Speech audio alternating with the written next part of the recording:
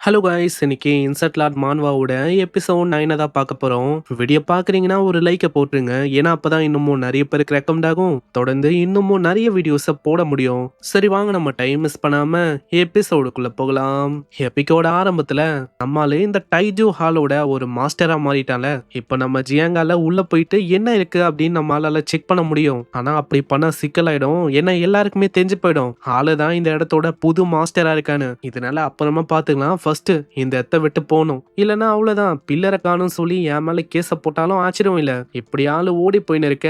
உடனே நம்ம குவோம், எங்க ஜியாங் ரொம்ப அவசரமா போறேன், என்ன கம்பெனி கொடுக்க நான் வரணுமா என்ன? இப்படி நாங்க ரெண்டு பேர்கிட்ட வசமா ஆளு மாட்டிப்பான். அங்க மத்தவங்களும் அப்படிதான் அவனை பூச்சி மேய்ஞ்சிருங்க. ஏன்னா அவன் எப்போ இங்க வந்தானோ ஜீனியஸா இருக்கிற எங்களுக்கெல்லாம் மரியாதைன்னு ஒண்ணு இல்லாம போயிடுச்சு. இதுக்கப்புறம் அவங்க 3 பேருமே வேற ஒரு இடத்துக்கு வராங்க. அங்க வந்துட்டு நம்ம குவோம், ஹே நம்ம ஷியா சிட்டில டோட்டலா 3 பயங்கர இன்வென்சபிளான ஆளுங்க இருக்காங்க.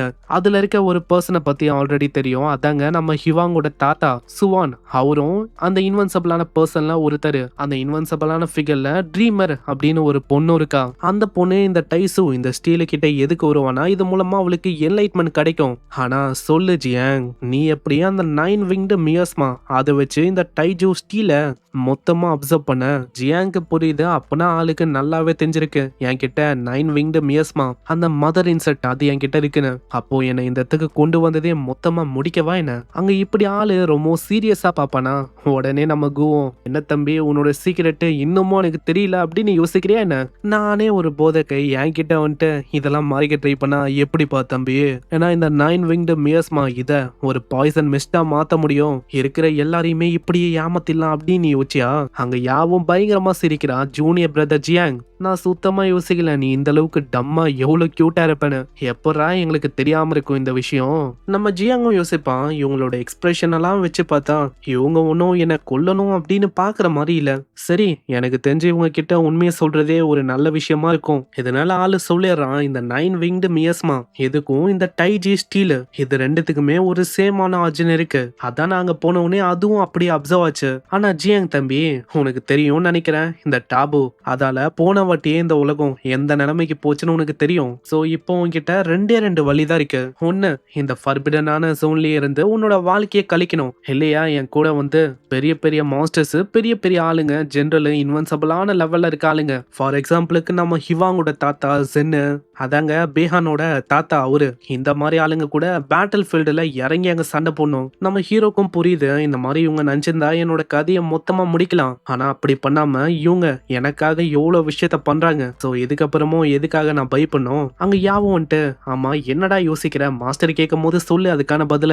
என்னதான் என்கிட்ட 9 விங்டு மியர்ஸ்மா இந்த மாதிரி ஒரு டாபு இருந்தாலும் ஸ்டில் இப்போ வரைக்கும் கொன்ன ஆளுங்க எல்லாருமே கெட்டவங்க, கெட்ட விஷயத்த ஒண்டிதான் அவங்க பண்ணாங்க. அதனால எனக்கு என் மேல நம்பிக்கை இருக்கு. நான் எதுவும் தப்பான விஷயத்த அப்படி பண்ணவே இல்லை. அதனால நான் ஓடவும் மாட்டேன், ஒளியவும் மாட்டேன். கேட்கிற கூக்கும் அவ்வளவு சந்தோஷம். நான் எதிர்பார்த்த மாதிரி தான் என் டிசைபிளா கொக்கா. நான் உன்னோட அங்கிள் ஜியா டிசைபிளா எடுக்கும் போது அவரு கூட இப்படியெல்லாம் இல்ல. அங்க இதை கேட்கிற நம்மளுக்கு புரியல, எனக்கும் அங்கிள் ஜிக்கும் அப்படி என்ன சம்மந்தம் இருக்கு? அங்க யாவும் சொல்றான், அடே அதை பத்திலாம் விட, இப்பத்துல இருந்து நான் தான் உன்னோட சீனியர் சிஸ்டர், அதே மாதிரி உன்னோட அங்கிள் ஜி அவரு தான் உன்னோட சீனியர் பிரதரா இருக்க போறாரு. சிம்பிளா நம்ம என்ன சொல்ல வரனா, இவ தான் அங்க ஃபர்ஸ்ட் டிசைபிள், செகண்ட் நம்ம அங்கிள் ஜி, தேர்டு நம்ம ஜியாங்கு. அங்க இப்பதான் பெரியவரும் அங்கிள் ஜி பண்ண சம்பவத்தை பத்தி அங்க சொல்லுவாரு. அங்கிள் ஜியோட ஒய்ஃப் அதான் டேங், அவங்க ஷியா ஃபேமிலி தானே. அங்க போயிட்டு ஒரு பெரிய சம்பவம் ஆயிட்டு இருக்கும். அதனாலயே ஷியா ஃபேமிலிக்கும் இவங்களுக்குமே அங்க சுத்தமா ஆகவே ஆகாது. அந்த டைம்லயுமே நம்ம கூதா அங்க போய் ஹெல்ப் பண்ணிருப்பாரு. நான் எப்படி அவனுக்காக அங்க நின்னனோ அதே மாதிரி கண்டிப்பா உனக்காகவும் நிப்பேன் ஜியாங். இதை கேட்ட உடனே ஆளுக்கும் ரொம்ப அங்க எமோஷனல் ஆகுது. எனக்காக நீங்க நிக்க போறீங்களா? மாஸ்டர் மாஸ்டர் நீங்க தான் என்ன காப்பாத்தணும் மாஸ்டர். இதுக்கப்புறம் சீன் அப்படியே ஒரு பில்டிங் நோக்கி வரும். அந்த இடத்துல ஒரு பெரிய மீட்டிங்கும் போயின்னு இருக்கு. அதுவும் எதுக்கு, நம்ம ஜியாங் கிட்ட இருக்கிறது 9 விங்டு மியர்ஸ்மா.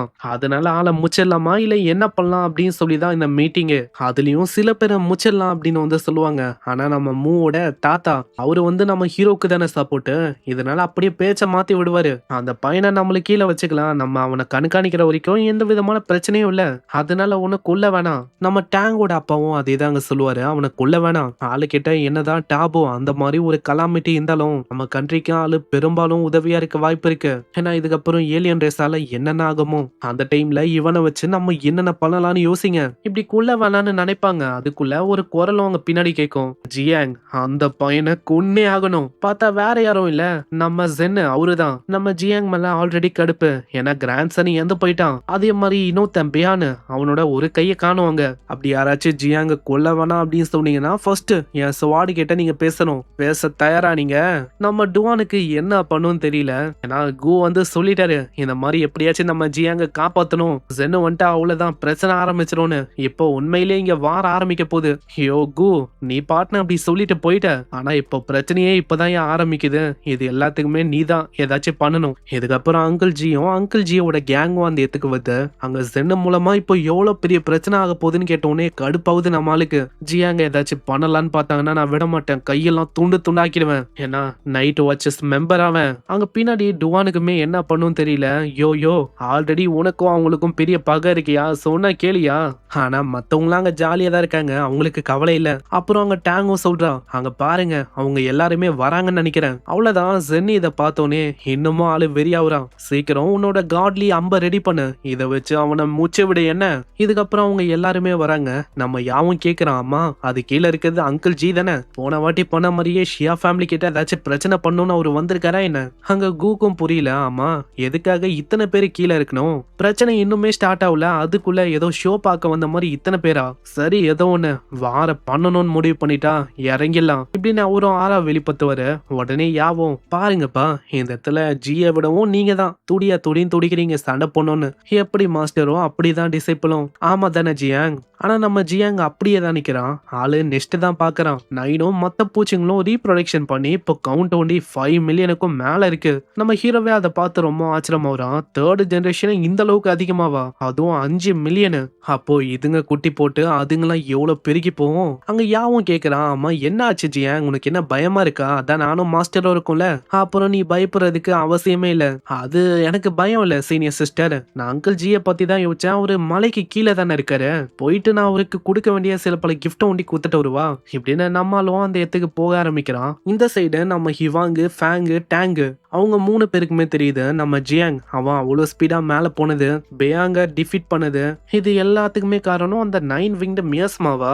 இப்போ இதனால இவன் நிலைமை என்ன ஆக போதும்? அதே கவலை தான் நம்ம மூக்கும் லூக்கும் இருக்கு. இதுக்கப்புறம் நம்ம ஜியாங்கும், அங்கிள் ஜி இதுக்கு முன்னாடி நான் உங்ககிட்ட ஒரு ப்ராமிஸ பண்ண, ஒரு எப்பி கிரேட்ல இருக்க கியர் அதை கொண்டு வரேன்னு. அது எனக்கு கிடைக்கல, ஆனா இது என் கிட்ட இருக்கு. இதை வச்சு நீங்க லெவலப் ஆகலாம். பல வருஷமா நீங்க ஸ்டக் ஆயிருந்தீங்களா, இது பர்ஃபெக்டா இருக்கும். அதே மாதிரி ஆன்டி டேங்க் உங்களுக்கும் ஸ்கார்ஃப், கோல்டன் போ, அதுக்கப்புறம் ஒரு டேகரு, அதே மாதிரி யுன்னு சிஸ்டர் உங்களுக்கு பிக்கினி இருக்கு. இந்த பிக்கினி ஆளு எதுக்கு கொண்டு வந்தா, அதுல பவர் இருக்கா அப்படின்லாம் அங்க மென்ஷனே பண்ணல. சம்பந்தமே இல்லாம இதெல்லாம் ஆளு கொடுக்கறான். இதுக்கப்புறம் சீன் அப்படியே நம்ம ஜென்னை நோக்கி வரும். ஜென்னுக்கு கடுப்பாவுது. இந்த ஜியாங் அவன் வந்துட்டானா, சீக்கிரம் அவனை கொல்லுங்க.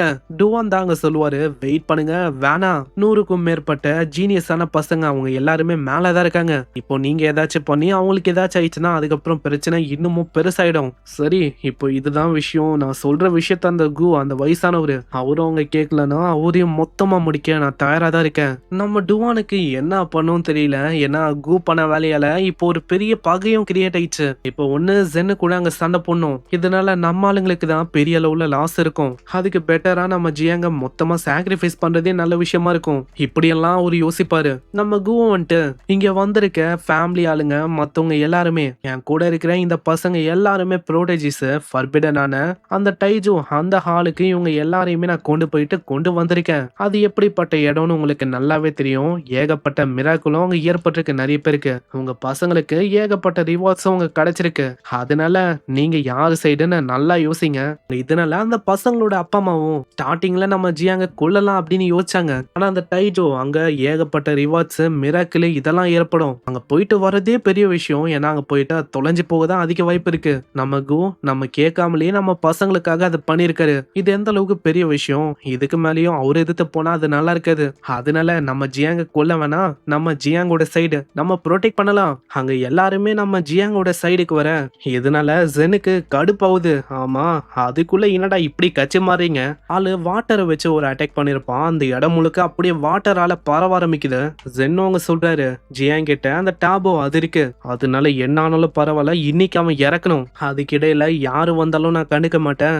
எல்லாரையுமே வெட்டி போட்டு போயினே இருப்பேன். அங்க மத்தவங்களுக்கெல்லாம் என்ன பண்ணும் தெரியல. இல்ல. ஏன்னா இதனால மத்தவங்களுக்கும் அவங்க பெரிய அளவுல பாதிப்பு ஏற்பட வாய்ப்பு இருக்கு.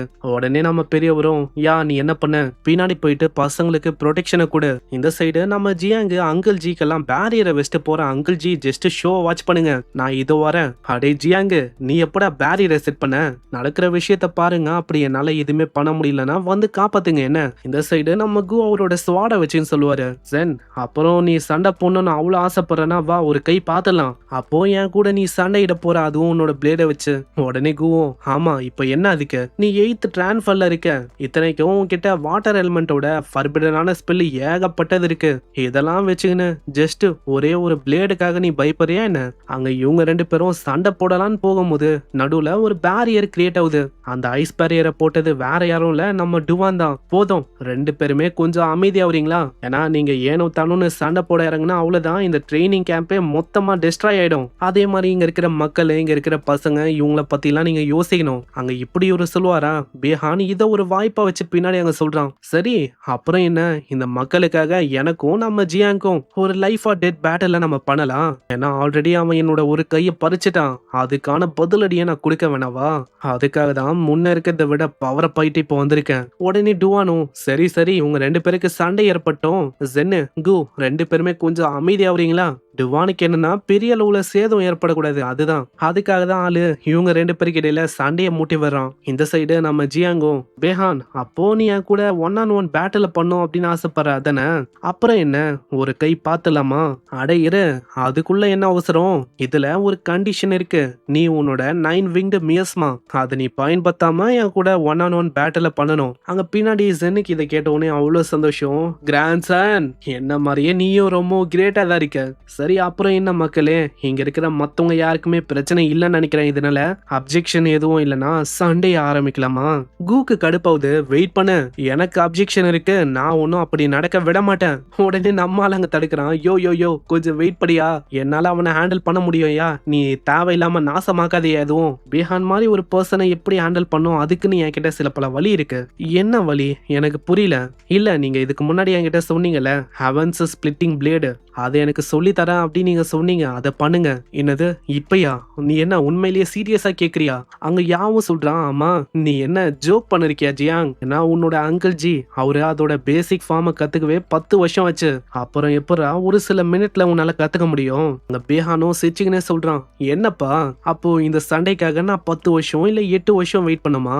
உடனே நம்ம ஜியாங்கும், அதெல்லாம் ஒண்ணும் இல்ல, ஜஸ்ட் 5 நிமிஷம் வெயிட் பண்ண, டப்புன்னு வேலையை முடிச்சிடலாம். நம்ம குவும் சொல்றாரு, ஆமா நீ என்ன பைத்தியமாடா, நீ நினைக்கிற மாதிரியே அது ஒன்னும் ஒரு லோ லெவலான டெக்னிக் கிடையாது, ஏன்னா ஹெவன்ஸ் பிளேட் டெக்னிக் ஒரு டிஃப்ரெண்டான லெவல்ல இருக்க ஒரு டெக்னிக்.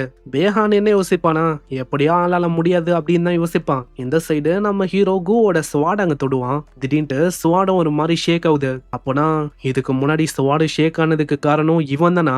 நான் என்ன யோசிச்சேன்னா அதுக்கு காரணம் ஜி அப்படின்னு யோசிச்சேன். அப்போனா இப்பதான் எனக்கு புரியுது, டைஜோவால ஷேக் ஆனதுக்கு காரணம் இந்த ஜியாங் இவனா. சரி ஃபேட்டே அவனுக்கு கத்து தரணும் அப்படின்னு சொல்லும் போது எதுக்காக வெயிட் பண்ணும், அவனுக்கு சொல்லி தர வேண்டியதான் இப்படின்னு ஆளு சொன்னோன்னே இங்கே இந்த எபிசோடும் முடியுது. நெக்ஸ்ட் எபிசோட மிஸ் பண்ண வேணாம், ஏன்னா அதுலதான் சம்பவமே ஆரம்பிக்கும். ஏன்னா பெஹானு நம்ம ஜென்னு இவங்களா இருக்காங்களே, இவங்களுக்கு இடையில பங்கமான ஃபைட் இருக்கு. ஸோ வெயிட் பண்ணி பாருங்க, மறக்காம லைக்கை போட்டுருங்க, ஏன்னா அப்பதான் இன்னமும் நிறைய பேருக்கு ரெக்கமெண்ட் ஆகும், தொடர்ந்து வீடியோஸை போட முடியும். நான் உங்களை நெக்ஸ்ட் எபிசோட்ல சந்திக்கிறேன். தேங்க்யூ ஃபார் வாட்சிங். சைனரா.